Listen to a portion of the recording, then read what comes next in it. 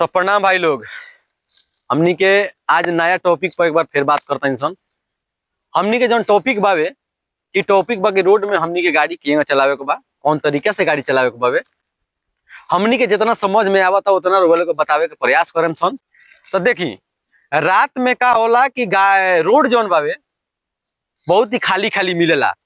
तो हमनी के ई चीज में ध्यान में रखे के बावे कि अगर रोड खाली मिलता तो हमनी के ई नहीं के भूल जाएगा कि हमनी के एनएच पर बानी सन।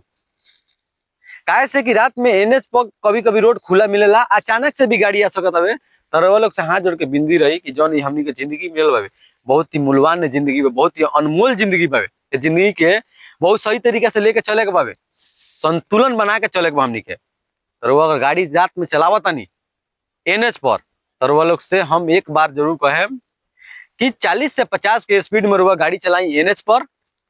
और ये कभी भी गाड़ी चलाई तो रोड जोन बा, रोड के जोन साइड में पट्टी रहेला, बिल्कुल साइड में, वो साइड के ही दायरे में गाड़ी चलावे बा। काहे से जोन पट्टी देहल बा वो बाइक के ही चलावे खातिर पट्टी देहल जाला।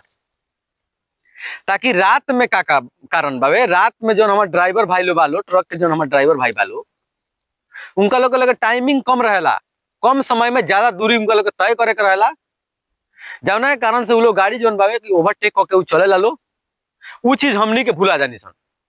एगो तो उनका लोग नो एंट्री जोन बाकी 9:30 बजे से लेके चालू होला, सुबह के 6 या 7 बजे तक उनका लोग नो एंट्री चालू रहेला। तो वो लोग मजबूरी के कारण जो हमारे ड्राइवर भाई लोग बालो, मजबूरी के कारण जो बाकी समय कम रहेला, ओकरा कारण से वो लोग जौन की ओवरटेक करके राती के गाड़ी चले लालो। लेकिन हमनी के का होला, हमनी के रोड खुला देख के, रोड खाली देख के हमनी के रोड के बीचों बीच में आके गाड़ी चलावे निसन। तो एमे देखी भैया लोग, कहीं ना कहीं हो सकता कि एमे हमनी के गलती बा। तो रउआ लोग से हाथ जोड़ के विनती ये रही कि जब भी रउआ रोड पर गाड़ी चलावता नहीं 40 से 50 के स्पीड में गाड़ी रखी, प्लस में उजला पट्टी के अंदर गाड़ी रखी। और ये एक और चीज के ध्यान देवे, अगर पीछे से केहू लाइट मारता रउआ बाइक लुकिंग गिलास बा तो साइड लुकिंग गिलास बा, तो ट्रक वाला डिफर मारता तो रउआ पता चल जाई कि केहू डिफर मारता, तो ओकरा के तुरंतली रउआ साइड देवे के बा, उजला पट्टी के अंदर रउआ चल जाएगा। अगर बीच में ही बानी तो रउआ उजला पट्टी के अंदर रउआ तुरंत चल जाएगा। ई रोड के नियम बा। माने हमने के एक एक चीज पर ध्यान देवे के जोन की रोड में चलत है। देखो लो भाई लोग, जोन हमने के जिंदगी बाप माई बाप बालो जो कि भगवान के दूसरा रूप मानल गइल बावे। तो ऐसे कहम कि हमने के जोन जिंदगी मिलल बा, उनका लोग के कर्तव्य से, उनका लोग के कर्तव्य फल से ही जिंदगी हमने के मिलल बा। तो वो लोग जिंदगी के सही तरीके से सुरक्षित क के ही ये जिंदगी के चलावे के प्रयास कर लो। रोड में हम ये कहम कि रोड में वो हिसाब से चली लो, स्पीड जोन बा की अपन थोड़ा सा कंट्रोल बना के स्पीड में चली लो। और जो तरीका बाड़ी से रोड के वो तरीका के वो लोग पालन करी लो। रात में जो ट्रक वाला भाई लोग बालो, जैसे ही 2 बजे या 2:30 बजे के टाइम होला, उनका लोग का होला कि अचानक से नींद आ जाला। जानबूझ के वो लोग ट्रक वाला जो भाई बालो जानबूझ के एक्सीडेंट ना करे ला लो। 2-2:30 बजे के कारण में नींद आवे के समय होला, ओकरा कारण से उनका लोग नींद आ जाला।